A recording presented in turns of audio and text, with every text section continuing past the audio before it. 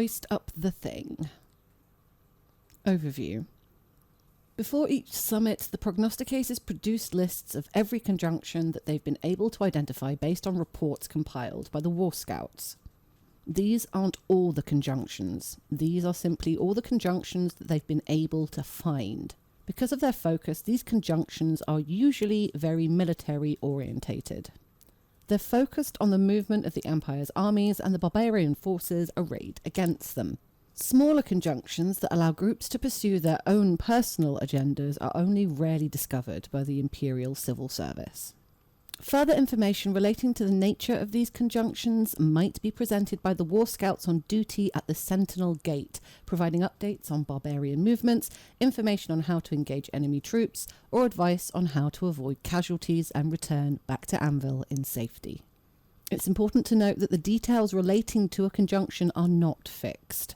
In theory, new conjunctions can appear, and the destination or size of a conjunction are known to be mutable. The Civil Service strongly recommends checking the size and timing of any conjunctions of interest after arrival at Anvil. Notes. Unless otherwise specified, all conjunctions listed below have the following accessibility information. The level of combat is combat highly likely. The movement required is free ranging. Depending on the number of skirmish team available, the size of the conjunctions might change between publication and when they run at the event. Details will be finalised Friday afternoon before time in, so please check the conjunctions at the Sentinel Gate via a referee early Friday evening to confirm all the details. The wiki page won't be updated whilst on site. Stuck in the Mud, aimed at the Marchers, Imperial Orcs and Wintermark, and those with reason to engage the Jotun. The marshes of Bregasland have been a great Marcher ally in the stubborn defence of the territory in the face of the Jotun invasion this season. Soldiers amongst the strong reeds have begun claiming that the Fens did it best when it comes to counting kills.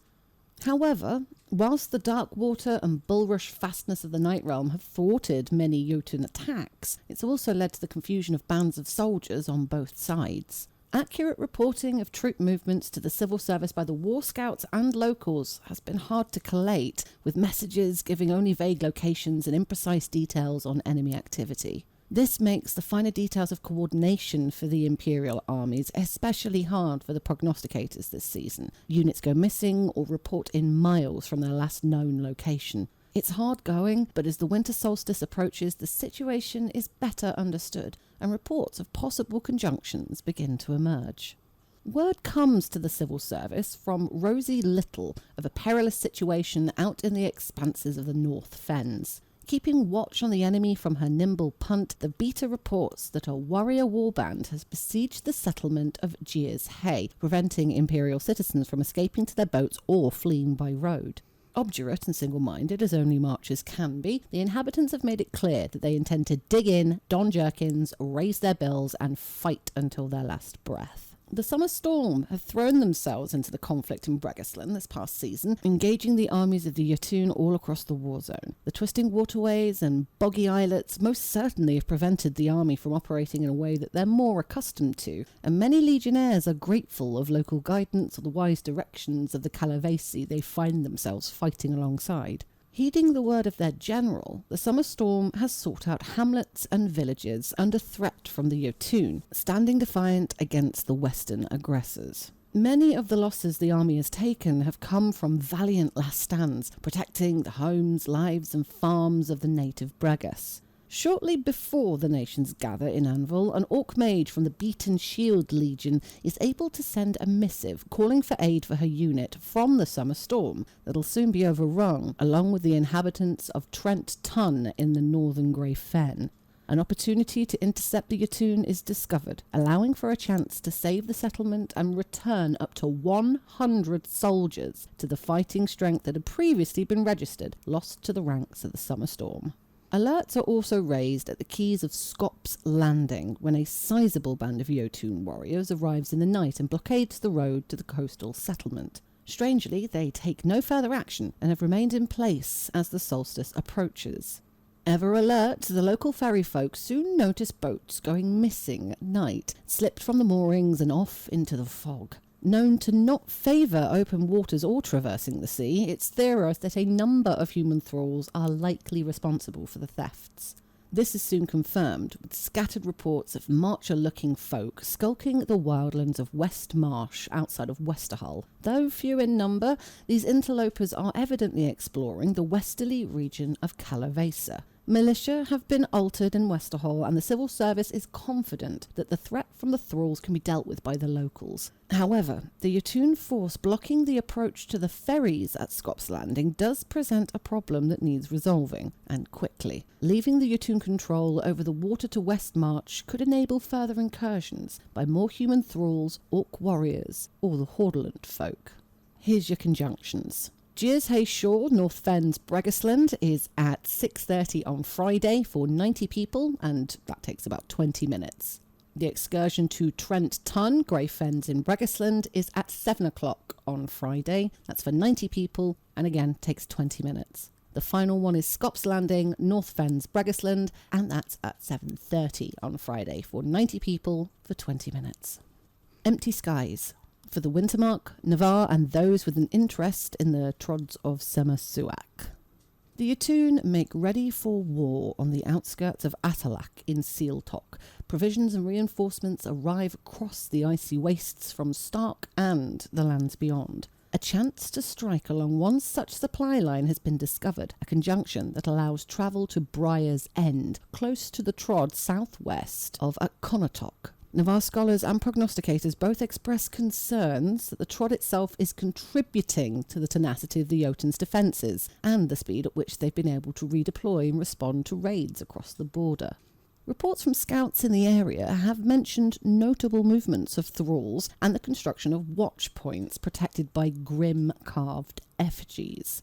The area is guarded by frequent orc patrols, requiring any expedition to be prepared for conflict, but also capable of stealth and swiftness. A strike here will likely have a small impact on the logistics of the Jotun's operations in Semersuak, and potentially influence how material and foodstuffs are brought to the armies. For the freeborn Imperial Orcs and Navarre, the Jotun's threat to the Empire spans its entire western border down through lost Semersuak, the hotly contested Bregasland, the desolation of Leathaven, and into the open expanses of freeborn lands. In Segura, once ancestral home to the Lasombrians, the Orcs are on the retreat, forced back before the swift-moving forces of the Redwind Corsairs and Black Thorns, backed up by the Reavers of the Winter Sun.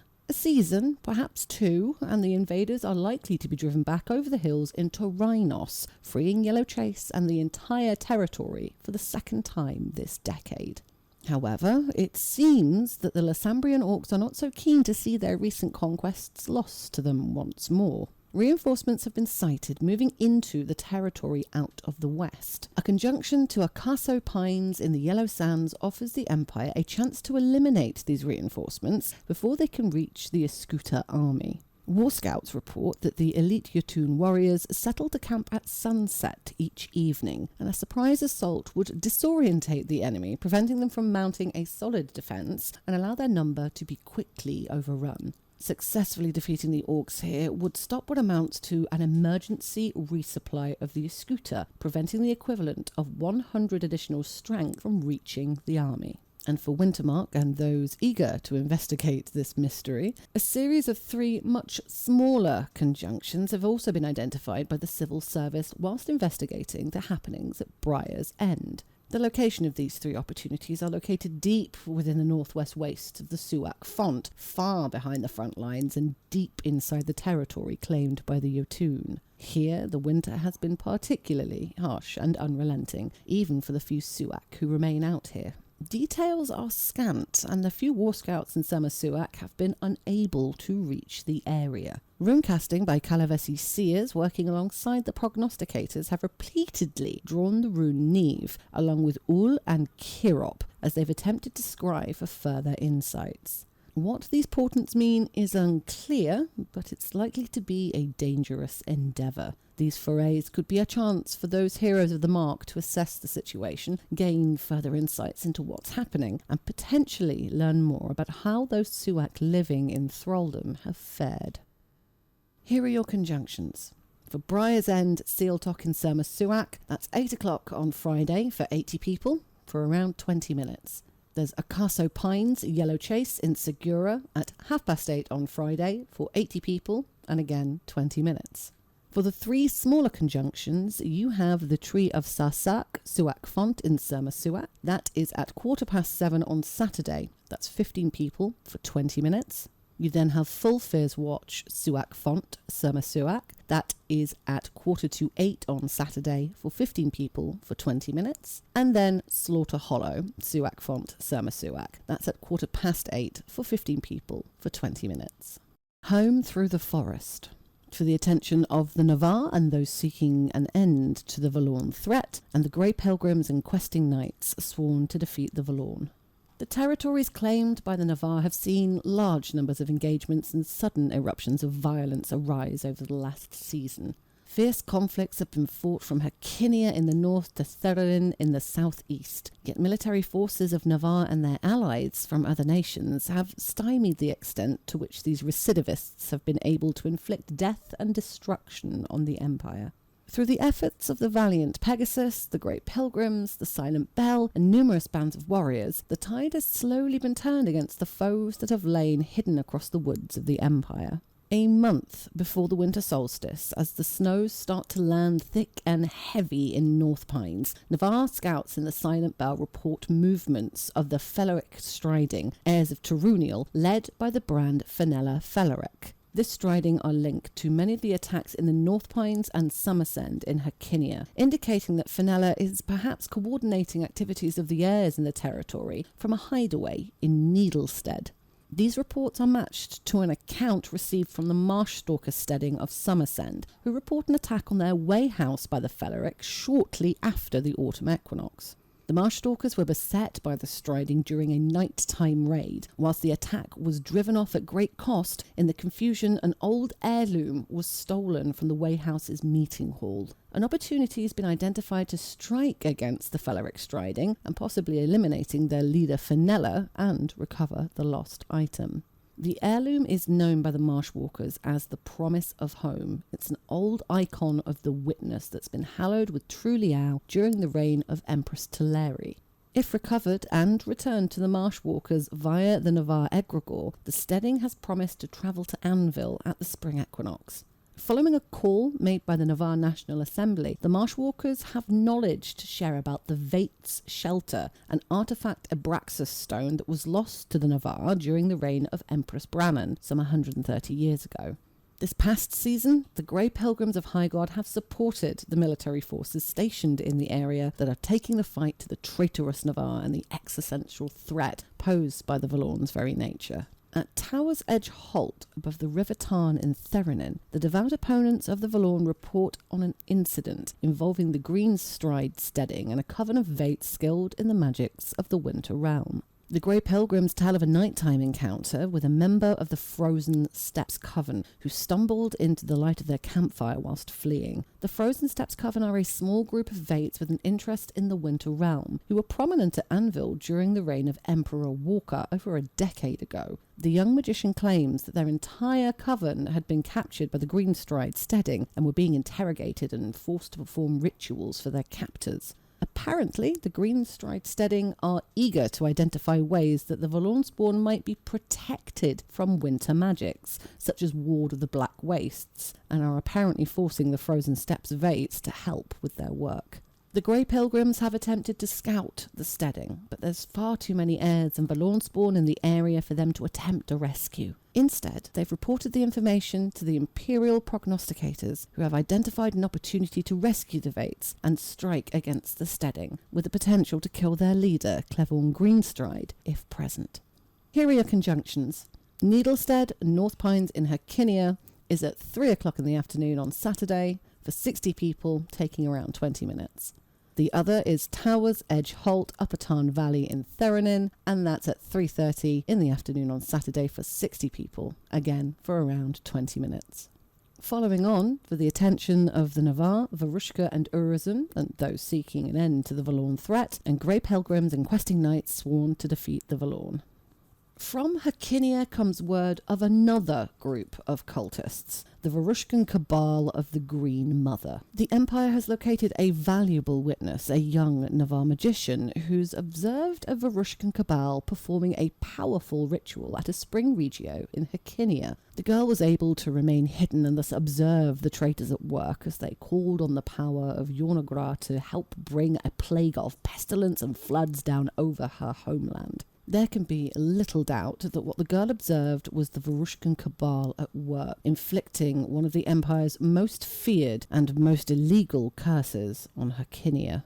Up to now, the Cabal have been able to avoid an open confrontation with the Empire, but the solid military defence of Hakinia has left them with few places to hide. They've been forced to break cover, and now the Empire has a chance to deal with them once and for all. Their position has been reported by a group of Grey Pilgrims who've tipped off Imperial scouts to the presence in Summersend of a group of Varushkan Shlachta and Kabbalists from Myekna, led by one Roman Andrevic and calling themselves the Twisting Hive. The scouts have been able to confirm that this group are the cultists of the Green Mother that have been acting as our harbingers and spreading curses across the Empire. At least one herald of Yornagra, along with Etacaps and foul spawn of the Valorn, march along with Roman's force. Thanks to the swift reports, the civil service have identified an opportunity at Gilden Road to confront the motley assemblage and end the threat that they pose. The Twisting Hive present a formidable force and have numerous spawn at their command. It is expected that they will be well prepared for an attack and will fiercely defend the herald that's with them. Dealing with the herald, some kind of child of the Green Mother, will be no easy task, but it's likely to be essential before the cultists can be definitively dealt with. Over the last season, Briars all over the Empire have been experiencing strange dreams. All the evidence that the Silent Bell have gathered points to the magicians of the Green Fountain Spire as the source of those dreams. They're known to encourage Briars and others who are disaffected with the restrictions of modern life to come to the Spire. Crucially, there are rumours that the masters of their Spire has mastery of an obscure ritual, one that allows them to send dreams to others. Clearly, they have the motivation. If the rumours are true, then they also have the means.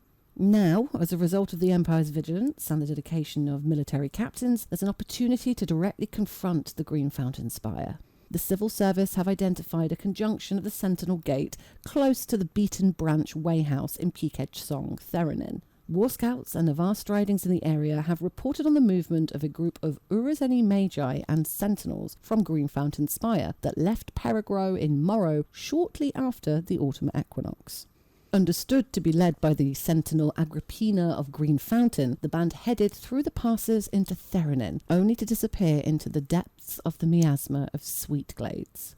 Apparently, this band has now emerged from the heart of the Valorn in the territory, openly displaying their allegiance to Yornagra, alongside a host of spawn, Etacaps, and Valorn-infested husks for the most part. The force has already attacked settlements in the area and has strengthened its power during stops at the Spring Regio in the area. This opportunity will allow heroes of the Empire to deal with the Spire. If enough of their powerful magicians can be killed, then that should ensure that there are no more dreams of Yornagra to trouble the Empire's sleep. Here are your conjunctions. Gilden Road in Summersend, Hakinia is at 4:15 on Saturday for 60 people, taking 20 minutes. And then the Beaten Branch Wayhouse in Peakedge Song in Theranin is at 5 o'clock on Saturday for 60 people, taking 20 minutes. And a quick note, these 4 skirmishes that have just been described are run within an area under the effect of Valorn miasma. Vultures picked our bones. Of interest to Dawn, Varushka and Urizen, and Highguard, mainly priests and exorcists. There have been reports from the citizens of Summerhome that a Druge warband has been spotted moving through the woods of Axmuir. Observations of the fighters and their reported movements suggest this force has slipped across the border from Dawnguard in the Barrens and is currently moving through Avaloon Chase. The civil service prognosticators indicate that this is likely a scouting force, assessing the defences of Summerhome, probing the roads to Holberg and assaying the deposition of forces in the territory. Whilst there doesn't appear to be an attack imminent, it wasn't that long ago that Druj armies attacked out of the barrens against the territory, so this scouting foray might be a prelude of a repeat of that incursion, or just an attempt to assess Imperial forces in this area of the Empire. Likewise, there are similar reports from the recently conquered territory of Ossium in Varushka, where Druj fighters continue to reave the wild frontier lands. Despite the massive movement of Imperial troops through the area into the forest of Olnak this season, there are plenty of dark holes in which the barbarians can lurk. It is from these dark places that the Druj have emerged once more to plague the brave pioneers and prey upon the recently settled Vates close to Marshstand Rise. Like the force-threatening Dawn, this band do not appear to be set upon a specific goal, but their very presence threatens the supply trains to the armies fighting just over the border. Both of these conjunctions share a unique bond, the presence of a number of the Druj's tortured souls. First encountered on the battlefields of Rykos, these twisted creatures are created by the Orcs as inhuman embodiments of fear and horror by an unknown process. They stalk battlefields with grim purpose, and the blows they strike can inflict a lingering wound to the target's very soul. The citizens of Rykos and former houses of Dawnguard know all too well to fear these creatures, as those captured in the Druj assaults were turned into these twisted monsters only to be used against their former kin. Priests skilled in exorcism will be required to swiftly dispatch these ghastly shades. If left to be, these monsters will terrorize the inhabitants of both nations, and could, given time, cut off vital resources or connections in the two territories. The campaign into Zenith has been repulsed by the Druj defenders, forcing the combined might of Imperial armies to retreat back over the passes into Morrow. Close to 1,500 casualties are either left dead in Clipian or hastily stretchered to citadels for a long recovery. As the last troops from the Iron Helms move out of the territory, missives from holdout Urizeni citizens and the Civil Service's own War Scouts inform the prognosticators that the Druj have captured a number of soldiers from the Citadel Guard alive. The largest group of these prisoners of war are now being held at the halls of Lutum, a site of major construction at the Solstice. Additionally, a notable Illuminate from the army is being held prisoner at Denorius Rise by a warband of Druj fighters. The Illuminate had aided soldiers from the Citadel Guard to steel themselves against the pall of the Druj's fearful miasma by providing personal anointings to strengthen their souls. At least one member of the Illuminate's congregation is known to be close by and able to assist any who come to the aid of the captured Illuminate. And now, Varushka, Dawn, exorcists, and those interested to learn more of the mystery. During the last season, there have been numerous reports of eerie goings-on in Urwelt, likely linked to the vast tracts of barely buried remains found across the region. One widely discussed report is an account from a group of Varushkan scouts who have encountered a village full of silent orcs that vanished soon after sunset. The hunters and Yo-folk that now patrol the outskirts of the Dornish and Varushkan armies have reported another similar settlement that has appeared close to Sun's Rest, the location of the Golden Sun's encampment. Wary of the danger that might lurk within, nobody's approached the site after dark, but examination during the daytime has revealed nothing at all. An opportunity exists to travel to Alnak and explore the locale in closer detail. Here are your conjunctions. If you're going to Avaloon Chase in Axmuir in Summerhome, that's at 7 o'clock on Saturday, 70 people for 20 minutes. If you're going to Denorius Rise in Clipian in Zenith, that's at 7:30 on Saturday for 70 people, and again, 20 minutes. If you're going to Marshstand Rise, Drownbark Forest in Ossium, that's 9 o'clock Saturday, 70 people for 20 minutes. If you want to go and investigate Sun's Rest in Urwelt in the Forest of Olnak, that's at 8:30 on Saturday, and that's 50 people for 20 minutes.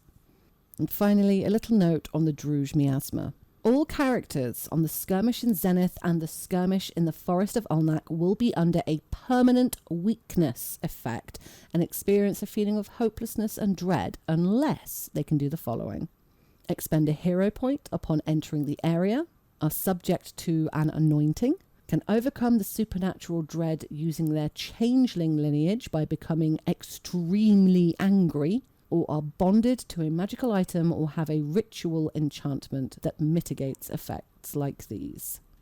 Again, as previously stated in this reading, these might be subject to change, so do go and check at the Sentinel Gate with a referee on Friday evening.